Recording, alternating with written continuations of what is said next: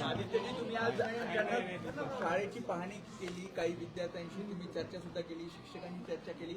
महापालिकेत तुमची सत्ता असताना आणि आता भाजप शिवसेना शिंदेची सत्ता असताना काय फरक जाणवतो? मला वाटतं एक महत्वाची गोष्ट आपण सगळ्यांनी ओळखायला पाहिजे. गेले 10 वर्ष किंवा त्याच्याहूनही जास्ती मुंबई महानगरपालिकेच्या शिक्षण व्यवस्थेवर आमचा खास फोकस होता. मग आपल्याला आठवत असेल, उद्धव साहेबांनी टॅब्स असतील, व्हर्च्युअल क्लासरूम असतील, डिजिटल क्लासरूम असतील, मग त्यानंतर आम्ही बीएसटीचे फ्री बस पास असतील, मग कदाचित एशियातली किंवा जगातली एकमेव महानगरपालिका असेल ज्यांच्या स्वतःच्या शाळेंच्या पूर्ण सिस्टीममध्ये SSC सोबत CBSE, IB, IGCSE, ICSE हे सगळे बोर्ड्स आम्ही आणले आणि सगळ्या शिक्षिका, सगळे हेडमास्टर्स यांना सोबत घेऊन ह्यांच्यासोबत काम करून हे सगळं आम्ही राबवू शकलो. पास पर्सेंटेज देखील वाढलं होतं. एक्स्ट्रा करिक्युलर क्लासेस, मग जेंडर इक्वल टीम्स असतील, सेफ स्कूलचा प्रोग्राम असेल, हे सगळं आम्ही करत होतो. झालं असं की आत्ता आमच्या कानावर आलं, जूनला ह्या सगळ्या शाळा, आणि नुसतं ही नाही, सगळ्या मुंबईतल्या शाळा जूनमध्ये सुरू झाल्यात. साधारण 15 जूनच्या आसपास वगैरे सुरू झाल्या. आता जवळपास 2-3 दिवसात 15 ऑगस्ट येणार आहे. 2 महिने उलटून गेले, पण अजूनही ज्या 27 वस्तू ह्या शाळा जेव्हा सुरू होतात तेव्हा हाती दिल्या पाहिजेत, ते आता हळूहळू विद्यार्थ्यांकडे जात आहेत. अनेक ठिकाणी युनिफॉर्म केलेले नाही आहेत, काही ठिकाणी जुने युनिफॉर्म घातले जातात मागच्या वर्षींचे ज्यांच्याकडे आहेत. काही आपण वर्ग बघतोय तिथे, म्हणजे नुसतं या शाळेत नाही, सगळ्या शाळांमध्ये घरातले कपडे घालून मुलं येतात, कारण अजूनही युनिफॉर्म दिले गेले नाही आहेत. 27 वस्तू जे असतात, स्टेशनरी असतात, छत्रे असतात, पावसाळा संपल्यानंतर छत्रे हाती जाणार त्यांच्या. आणि हे सगळं झालेलं आहे कारण आपल्याला आठवत असेल, फेब्रुवारी-मार्चमध्ये जे काही प्रथा होती ती बदलून भाजपचे जे शहराचे अध्यक्ष आहेत त्यांनी सांगितलं इथून घ्या तिथून घ्या. ह्याच्यात कुठेतरी अनियमितता झालेली आहे, मोठा घोळ झालेला आहे. घोटाळा हा येईलच, पण घोळ तर झालेला आहे.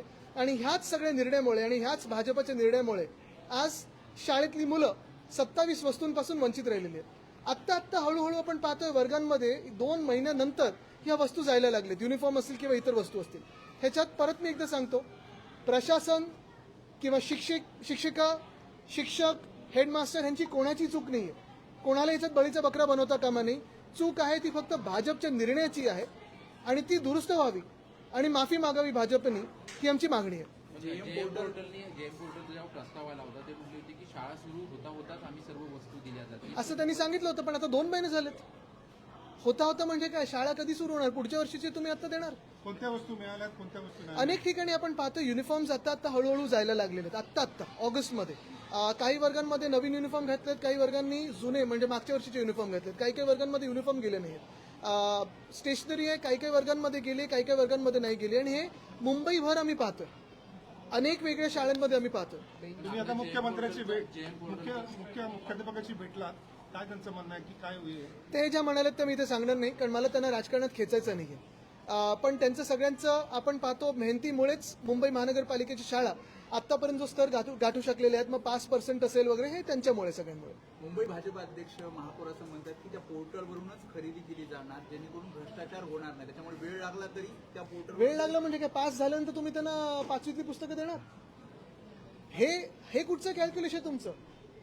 नशीब आता मिसिंग लिंक सारखं सांगितलं नाही की आता पुस्तकं आम्ही हॉलंडमधून आणतोय, हे जर्मनीमधून आणतोय, छत्र्या आम्ही फ्रान्समधून आणतोय. नशीब तेवढं तरी खोटं बोललं नाहीत. पण एवढं तर सगळ्यांना दिसतंय, स्वच्छपणे दिसतंय की अजूनही वर्गांमध्ये ज्या गोष्टी जायला पाहिजेत त्या गेलेल्या नाहीयेत. आदित्यजी, राज्यातल्या देखील शाळांची परिस्थिती काही फारशी ठीक नाहीये. अभिजित दिपके यांच्या माध्यमातून आता 15 ऑगस्टपासून राज्यातल्या देखील ज्या प्राथमिक शाळा आहे याचा दर्जा सुधारावा यासाठी नवं आंदोलन आहे. नक्कीच. आणि आपल्याला परवाच आपल्याच माध्यमातून ते व्हिज्युअल पाहिलं, कर्जत इथे त्या लहान मुलींनी स्वतः सोशल मीडियावर येऊन त्यांनी ती कंप्लेंट केली होती. मग आपण तो विषय घेतला. आता थोडं डागडुजीचं काम सुरू झालंय. आणि जर मुंबईत हे हाल असतील की विद्यार्थ्यांना अजून गणवेश गेले नसतील, विद्यार्थ्यांना स्टेशनरी गेले नसतील आपल्या राज्याच्या राजधानीमध्ये, तर इतर ठिकाणी काय अपेक्षित आपण पकडायचं? आणि म्हणून अजून एक तुम्हाला सांगतो, काल माझी जी नगरसेवकांबरोबर बैठक झाली त्यांना ओपन स्पेसबद्दल सांगितलंच आहे. पण अनेक ठिकाणी शाळांचे प्लॉट, त्यांचे रिझर्वेशन बदलले गेलेत, शाळा प्रायव्हेटायझेशनच्या हाती दिलेले आहेत. अनेक ठिकाणी आपण पाहतोय असेच गणवेश वगैरे दिले नाहीयेत. सगळ्यांना मी सांगितलेलं आहे की आपण कोणाचाही वॉर्ड असो, प्रत्येक शाळेत जाऊन तिकडच्या प्रिन्सिपलशी संवाद साधावा आणि काय तिथे कमी आहे तिथे पूर्तता करावी. कारण आमचं सरकार असताना आम्ही ते करायचो. सातत्याने आमची जी एक कमिटी बनवली होती त्याच्यात वेगळ्या NGOs होत्या, स्वतः त्या समितीचे अध्यक्ष असायचे. हे सगळे लोक ह्या आपण प्रिन्सिपल्स आणि टीचर्स बरोबर डायरेक्ट संवाद साधायचो आपण. मुंबई महानगरपालिकेकडून या शाळा ज्या आहेत त्या सुधारल्या जात होत्या, मात्र आता कुठेतरी खाजगी या शाळा कुठेतरी करण्याचा घाट घातला जातोय. नक्कीच सगळं काही खासगी करायचंच चाललंय ना. मुख्यमंत्र्यांच्या डोळ्यासमोरच आहे. जमिनी आपण पाहतोय 16 एकर मुंबईची फुकटात मुख्यमंत्री स्वतः भाजपच्या आमदाराला देतात. फुटबॉलचा ग्राउंड आता दुसरे एक बँड्रामधलं, म्हणजे मला कळत नाही बँड्रामधले लोकप्रतिनिधींना 1-2 नगरसेवक आणि खासदार सोडले तर जे मुख्य लोकप्रतिनिधी आहेत त्यांना का वाटत नाही की तिकडच्या मोकळ्या जागा वाचाव्या. आता आज रेक्लेमेशनचं पण मला वाटतं तिकडचं ओपन स्पेस चाललंय कोणाच्या तरी हाती.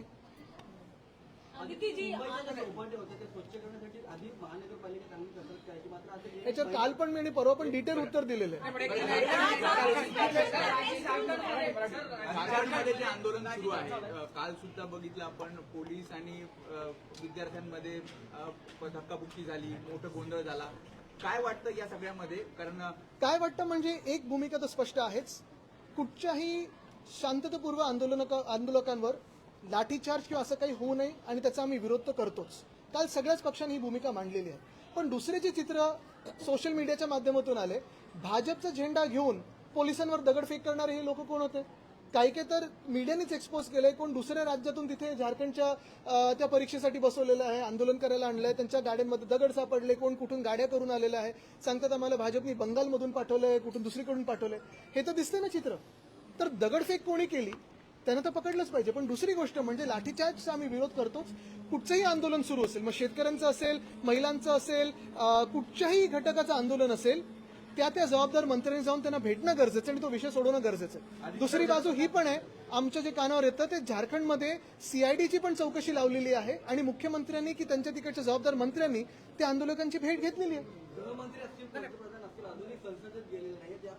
जंतर मंतरचे आंदोलन झाले त्याबाबत अजूनही सविस्तर उत्तर त्यांनी संसदेत दिले. चंदा चोरीवर असेल किंवा ह्या आंदोलनावर असेल, कुठे उत्तर द्यायला तयार नाहीत. प्रधानमंत्री किंवा गृहमंत्री सगळ्या ह्या संसद भवनात जातात पण हाऊसमध्ये जात नाहीयेत. पहिल्यांदा आम्ही ऐकलं असेल, जागतिक उदाहरण असेल की एवढी सत्ता ताकद ईडी आयटी सीबीआय हातात असताना, लोकांना छळत असताना तुम्ही एका बाजूला आत जाऊ नाही शकत. पण जंतर मंतरवरती याच्या आधी आपण पहिल्या शिवसेनेचे अनेक नेते गेले, आता तुम्ही झारखंडला काही जाण्याचं प्लॅन वगैरे? अरे पण मला तुम्ही सांगा, जर आम्ही तुम्हाला सांगतोय की जर त्या आंदोलकांवर जिथे जिथे लाठीचार्ज झाला असेल त्याचा विरोध असेल, दुसरी गोष्ट म्हणजे सीआयडी प्रोब चालू आहे, तिथे चौकशी सुरू आहे, आणि तिसरी गोष्ट म्हणजे प्रधानमंत्री का ना जातात? पण आम्ही सत्तेत आहोत का? आम्ही जिथे जिथे आंदोलन होते तिथे जातोय, पोचतोय, पण जे सत्तेत आहेत ते का ना जातात? त्यांना पण हा प्रश्न विचारला पाहिजे. जाऊ दे, त्यांना बिचाऱ्यांना पक्षात कोणी विचारत नाही. त्यांच्या खात्यात केडी नावाचं कोणतरी ते सतत इतर प्रेसवाल्यांशी बोलत असतात, इतर लोकांशी बोलत असतात, त्यांना कुठून तरी ती टाचणी टोचते. सहानुभूती आहे त्यांच्याबद्दल. दोन नगरसेवक जर सुनील लहिर असतील आणि त्यासोबतच राजूल पाटील असेल, शिंदे गटाच्या संपर्कात असल्याचं आणि त्यांच्यासोबत जवळीक जास्त वाढत असल्याचं. तुम्ही फोन टॅप केलेत का? नाही, राजूल पाटिल शिंदे गटाच्या मंचावर. अरे काल पण जाऊ देता. आदित्य जी, झारखंड के प्रोटेस्ट पर जो है आज भी आशीष शेलार जी ने कहा है कि मैं टिकट देता हूं राहुल जी को, झारखंड जाइए. देखिए, जिनको उनके पार्टी में कोई स्तर नहीं है, जिनको उनके खाते में कोई काम करने का मौका नहीं मिल रहा है और हर बार प्राइवेट में सीएम के बारे में हो या सीएम के कोई एक करीबी है उनके बारे में बोलते रहते हैं, मुझे बहुत सहानुभूति उनके बारे में और थेरेपी की उनको जरूरत है. मुझे नहीं लगता मैं उन पे टिक्का टिप्पणी करने की कोई जरूरत है. सर, बीएमसी स्कूल के इंस्पेक्शन पे है आज, आप क्या कहना चाहेंगे? बात यही है, बात स्पष्ट है. मैंने पहले भी कहा था, बीएमसी स्कूल्स का दर्जा अगर आप देखें तो पिछले 10-15 सालों में आगे बढ़ते आया है. फिर वो भले वर्चुअल क्लासरूम हो, डिजिटल सारे जो हम चीजें ला रहे, टैब्स हो, 8 भाषाओं में बीएमसी के 3 लाख विद्यार्थी पढ़ते हैं.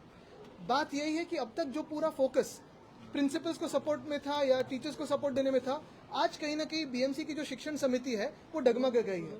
यही सारे विद्यार्थी है, यही सारे टीचर्स है जो आज भी इन्हीं हालातों में आगे बढ़ने की कोशिश करी है. जो मार्च में एक निर्णय हुआ कि अभी तक जो 27 चीजें इनको फ्री ऑफ कॉस्ट दी जाती थी, सारे विद्यार्थियों को फ्री ऑफ कॉस्ट दी जाती थी, उसमें स्टेशनरी था, जूते थे, छाता था, ये सारी बातें, यूनिफॉर्म्स थे, वो आज अगस्त चल रहा है. अभी अभी थोड़ा पर्कुलेशन चल रहा है, अभी अभी उनके हाथों में जा रहा है. 2 महीने स्कूल शुरू होने के बाद अगर ये चीजें उनके हाथों में जाए तो गलती किसकी है? गलती भाजपा की है, क्योंकि भाजपा का शासन कहीं ना कहीं इसमें घोटाला कर रहा है. आदित्य जी, यूएस जज has dismissed case, criminal case against Gautam Adani. I think my focus today is on the case on our symbol and party name today, hoping to get justice because justice delayed is justice denied. Sir दो चीजें हैं, झारखंड में जो आंदोलन हो रहा है उस पर अभिजीत दिक्के ने वहाँ के स्टूडेंट से बात की है, और दूसरी कल वहाँ पर लाठीचार्ज हुआ है और छात्रों को लाठीचार्ज की तो हमने कल सारे लोगों ने, फिर राहुल जी हो, अभिजीत हो, हम सभी लोगों ने निंदा की है। दूसरी बात, जो सही बात है, वहाँ इन्वेस्टिगेशन जो भी पेपर लीक हुआ उस पर चालू है। तीसरी बात, वहाँ के मंत्री महोदय ने उनसे बात की है। चौथी बात, जैसे जंतर मंतर पे प्रधानमंत्री ने अभी तक कोई संपर्क उन विद्यार्थियों के साथ नहीं किया था, वैसे ही झारखंड के भी विद्यार्थियों के साथ प्रधानमंत्री महोदय अभी तक कुछ बोल रहे नहीं है। पांचवी बात यह है कि मीडिया और सोशल मीडिया के माध्यम से ही सामने आया है कि जो पुलिस कर्मचारियों पर पथराव हुआ, उनके हाथों में भाजपा के झंडे थे। जहां हर एक प्रोटेस्ट में तिरंगे जा रहे हैं तो पार्टी फ्लैग होने की क्या जरूरत थी? दूसरी बात, आपके हाथों में जो भाजपा के झंडे हैं वही क्यों पथराव कर रहे हैं? पीसफुल प्रोटेस्ट में ये सारी बातें करने की क्या जरूरत है? आदित्य जी, देश के होम मिनिस्टर ये प्रोटेस्ट क्रैकडाउन पर बोल रहे हैं कि अपोजिशन मस्ट नॉट डिस्टर्ब। मुझे लगता है चंदा चोरी पे जो राम मंदिर में हुई है, जो भाजपा के हाथों से हुई है, और फिर ये सारी बातें जो है, फिर स्टूडेंट प्रोटेस्ट पे जो पुलिस ब्रुटैलिटी हो, उस पे होम मिनिस्टर या प्रधानमंत्री कुछ बोलने के लिए तैयार नहीं है। पहली बार दुनिया में ऐसे एक उदाहरण होगा कि इतनी सारी ताकत ईडी, सीबीआई लोगों को हैरान करने के बाद भी आप सदन में नहीं जा सकते। तो होम मिनिस्टर की वर्क फ्रॉम होम मिनिस्टर, अभी ये आपको तय करना है। Sir Aditya ji, Bandra football land जो है वहाँ पे एग्जीबिशन सेंटर बनाया जाने वाला है, क्या कहेंगे? बिल्कुल, बैंड्रा फुटबॉल लैंड हो या मुंबई के सारे ओपन स्पेसेस हो, मुख्यमंत्री महोदय खुद देवेंद्र फडणवीस जी अपने अपने दोस्तों के हाथों देना चाहते हैं, और ये बात स्पष्ट है कि वो आज युवा विरोधी है। सर, गडचिरोलीतला आश्रमशाळेचा एक विषय आहे, अनुदानित आश्रमशाळा आहे, पण जवळपास 80 विद्यार्थी आहेत, त्यात बेड्स त्यांना अवेलेबल नाहीये। भयानक प्रकार आहे, आणि आपण पाहतो हे मीडिया किंवा तिकडच्या स्थानिक विद्यार्थ्यांच्यामुळे किंवा लोकांमुळे पुढे येते। मग शासकीय यंत्रणा काय करते नेमकं? सोनिया गांधी यांनी एक लेख लिहिला आहे, त्यांचं म्हणणं आहे की मनमोहन सिंग आणि मोदी यांच्यामध्ये वेगवेगळे सामने जमीन आसमान का फर्क है। आदित्य जी, जेल के ताले टूटे हुए, सारे साथी छूटेंगे।